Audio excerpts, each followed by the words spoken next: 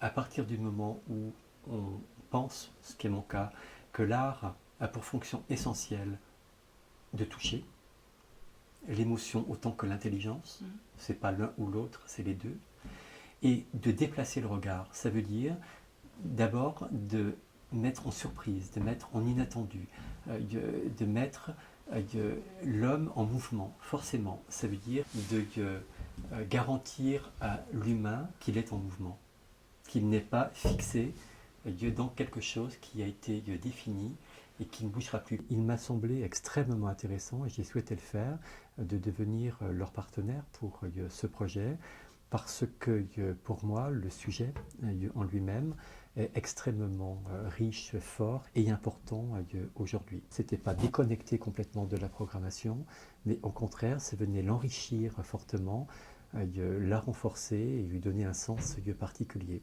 Nous faisons en sorte de rendre visible toute la diversité, dans tous les sens du terme, diversité artistique, mais aussi sociale, mais aussi d'origine. C'est encore plus intéressant de pouvoir être confronté à ces problématiques, et qui plus est, puisque nous sommes dans un lieu d'art, même si c'est l'art vivant, le spectacle vivant, à travers, je dirais, la manière dont les artistes eux-mêmes et les artistes de l'ensemble des pays africains réfléchissent, vivent, sentent ces questions. C'est une série finalement d'éclairages, et le mot lumière est assez joli de ce point de vue.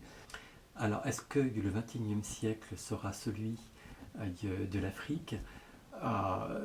J'ai envie de penser que tout continent, toute zone qui a une forme d'unité X ou Y, parce qu'à l'intérieur il y a beaucoup de diversité, hein, bien évidemment, voire même d'antagonisme parfois, mais toute zone du monde qui est avec d'abord une telle jeunesse, hein, c'est un point, je pense, important en termes démographiques, avec cet appétit, avec cette nécessité de construire avec ses propres réponses de l'édifice auquel il est confronté, et fortement connecté au reste du monde.